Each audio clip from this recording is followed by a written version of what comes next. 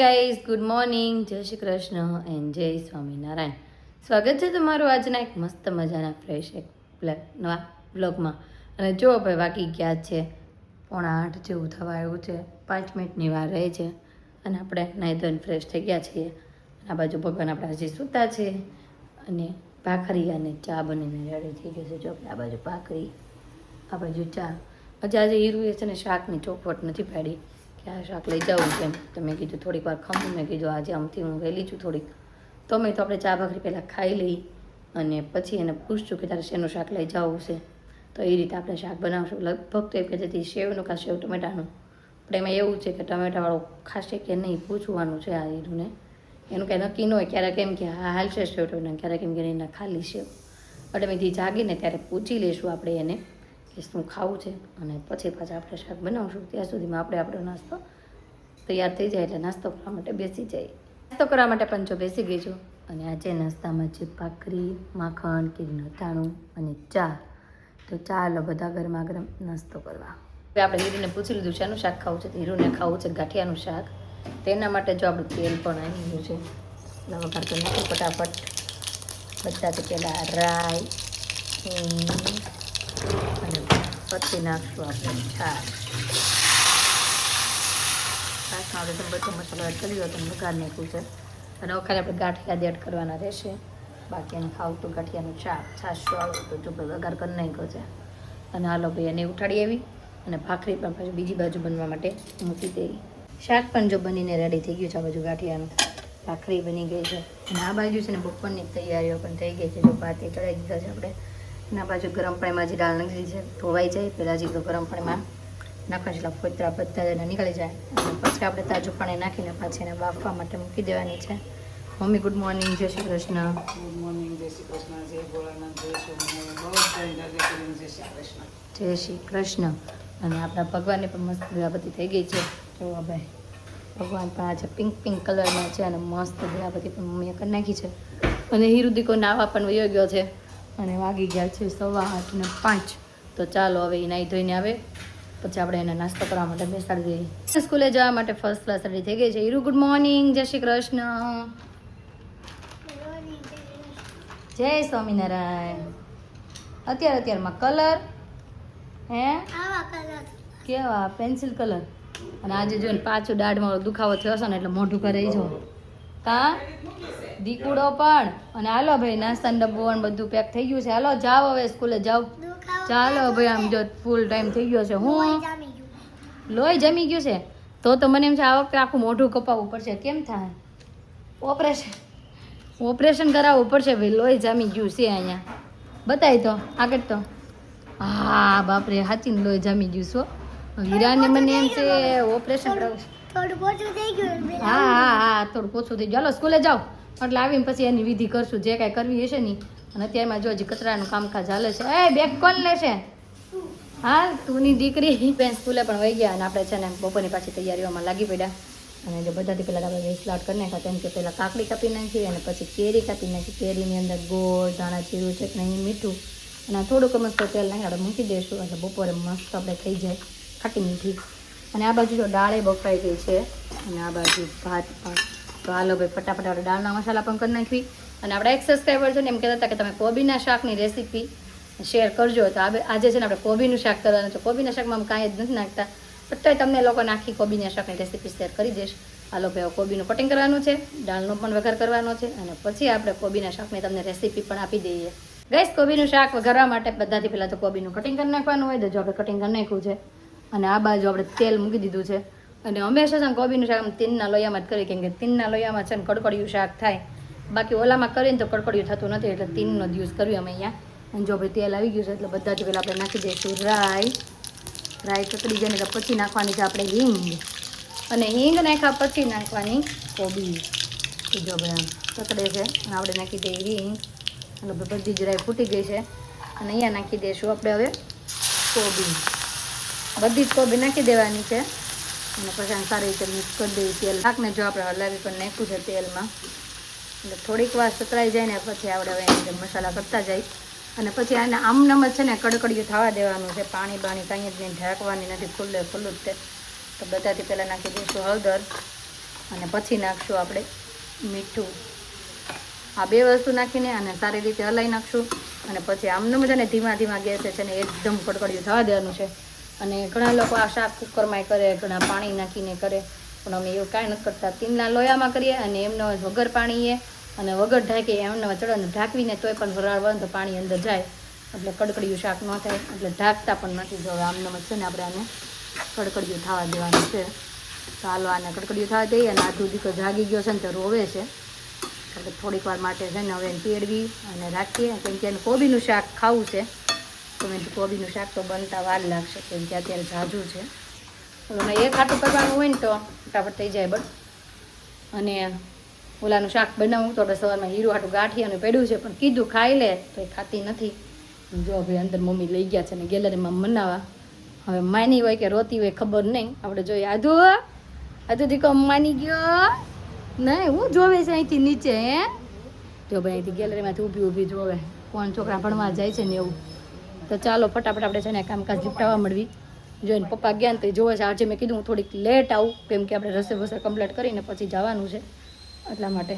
હવે આ બાજુ આપણે કોબીનું શાક મસ્ત કડકડીએ થઈ ગયું છે, થોડું ઘણું બળી પણ ગયું છે ને આખું લોહી બળ્યું તો જરીક મસ્ત થઈ ગયું નીચે. તો હાલો હવે આની અંદર છે ને આપણે બે વસ્તુ એડ કરવાની છે તો કરી દઈએ અને પછી આપણું શાક બનીને રેડી. તો અહીંયા નાખશું લાલ મરચું જે આપણે યુઝ કરવી છે એ રીતે, અને બાકી નાખશું ધાણા જીરું. અને છેલ્લે આની અંદર શું નાખવાનું છે? આધુની ફેવરિટ વસ્તુ એ છે ખાંડ, એ થોડીક મસ્તી શુગર ન નાખો તો ચાલો, અમારે તો જો કે ગળું જોઈએ એટલે નાખવી પડે, બાકી કોઈ જરૂર નથી. તો ચાલો ભાઈ આને સારી રીતે મિક્સ કરી દઈએ અને કોબીનું શાક કડકડી બનીને રેડી. અને આ બાજુ જો આધુ દીકો જાગી ગયો છે ને ખાઈ લીધું છે, છાશવાળું મોઢું છે, પણ આજે નકરી એમ જ કહે છે થાકી ગઈ. હવે એને શું થતું હોય કંઈ ખબર નથી, મજા બગડવાની હશે એવું લાગે છે. થાકી ગઈ કરે છે ને એટલે. તો ચાલો ભાઈ ગેસ બંધ કરી દઈએ અને આધુ દીકાને નાહી ધોઈને રેડી કરી દઈએ. જ કરીને જો ફ્રી થઈ ગયા અને કપડાં પણ ચેન્જ કરી લીધા. આજે મેં છે ને આધુએ કીધું ને એવા કપડાં પહેર્યા. આધુ કે કેવા કપડાં પહેરવાનું કીધું તું મમ્મીને? પિંક, કે મારે પિંક પહેરવા ને તું પિંક પહેર, એટલે મેં પિંક ટી શર્ટ પહેરી લીધું. અને આધુ દીકો હવે ખાય છે રેડ તરબૂચ. શું ખાવાનું છે? તરબૂચ. અને આ પેકેટ જો આપણે બે લઈ લીધું હતું કાલે રોંઢે ખાવા, તો રોંઢે પછી કંઈ ખાવાનું સમય નથી મળ્યો, ત્યાં પર્સમાં હતું તો પર્સ હાથમાં લીધું ને તો કાંઈ આપણે બારું મીંડ હાલે કાઢી નાખી બારું.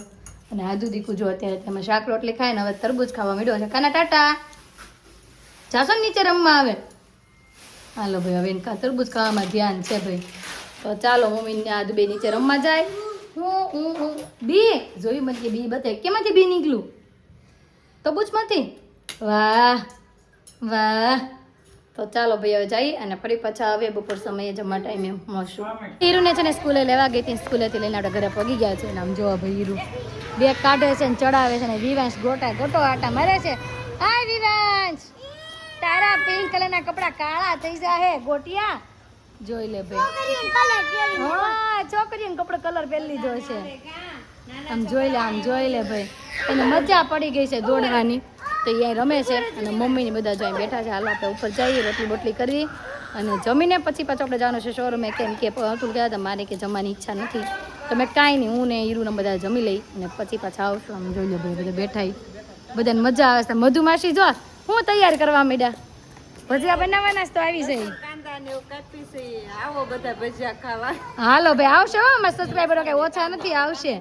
તમારે ઘટે નહીં પાછા ભજીયાનું. લઈ લેવું એમ ને ધાણા મેથી. હાલો ભાઈ આજે સાંજે મધુમાસી ઘરે ભજીયાનો પ્રોગ્રામ છે. જો ફરી ગયા તો ક્યારે છે? અમારે હતું એમ ગયા હતા મધુમાસી ઘરે પ્રોગ્રામ ને હીરુનું ફંક્શન બે હારે થવાનું છે. હા તો અમારે શનિવારે આનું ફંક્શન છે, હારે થાય કદાચ. તો અમે નહીં આવી એવું બનશે કદાચ. આજે જમવાનું છે તમારા સ્કૂલમાં અને અહીંયા જમવાનું છે મધુબાન ઘરે. હવે જોઉં ક્યાં જમી, જ્યાં સારું મેનુ હશે ત્યાં જમશું. તો પણ કમ્પ્લીટ થઈ ગયા ને જમવા માટે પણ બેસી ગયા. બધા જો જમીને વહી ગયા. હું એકલી લાસ્ટમાં રહી છું. લઈ લીધી છે રોટલી, કોબીનું શાક, કાકડી મીઠાવાળી અને સાથે લઈ લીધી છે કેરી. મસ્ત જે થઈ ગઈ છે ખાટી મીઠી તો કેરી. તો ચાલો બધા જમવા. જમીને થઈ ગયા છીએ ફ્રી અને આધુ ને મમ્મી બે તો જો રૂમમાં જઈને સુઈ ગયા છે. જો હવે અંધારું છે ને સુઈ ગયા છે અને આને ઊંઘ આવતી નથી. ચાલ દીકા સુઈ જવાનું છે કે નહીં? હવે ગ્રેપ્સ બધાને ખબર જ છે, છાલ કાઢી કાઢીને ગ્રેપ્સ ખાય, બધાની છાલ કાઢીને ખાય. કેમ આદુ હીરુ દીદી સુઈ ગઈ ને? હાલો તારે નથી સુઈ જવું, ચાલ અંદર રૂમમાં જઈને સુઈ જાય ને ટ્યુબ લગાવી દે છે દાંતે. ઓકે હીરુને બતાવ્યા કહેતા ને તો આજે ડૉક્ટર નહોતા કે કાલે આવજો. મેં વાંધો નહીં, આજે હજી કે દુખાવો બુખાવો કાંઈ છે નહીં. આપણે તો એમ બતાવી આવી ત્યાં કીધું છે ટ્યુબ લગાવો ને ત્યાં 2 દિવસ પછી ડૉક્ટર આવી જશે એને.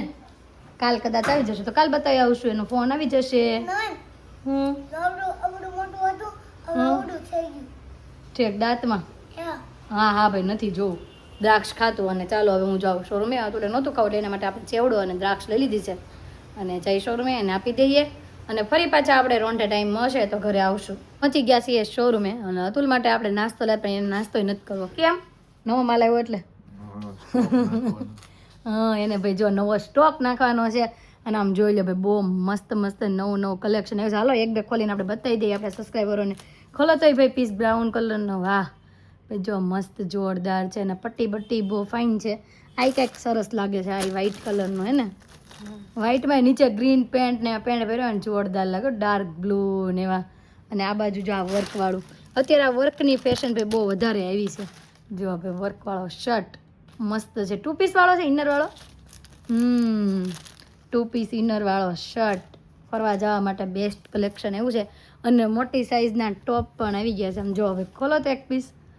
વાહ કેટલું ફરમો મોટો છે ને. મોટી સાઇઝવાળા કસ્ટમરો માટે પણ અમારે રિપીટ માલ મગાવવો પડે છે કેમ કે બસ લાવો આવું કલેક્શન લાવો, અમને બધાને બહુ ગમે છે. તો અમે કીધું કાંઈ નહીં હાલો આપણે ફરી પાછો રીસ્ટોક કરી દઈએ એટલે બધા કસ્ટમર પાછા આપણે લેવા મળે આવવા.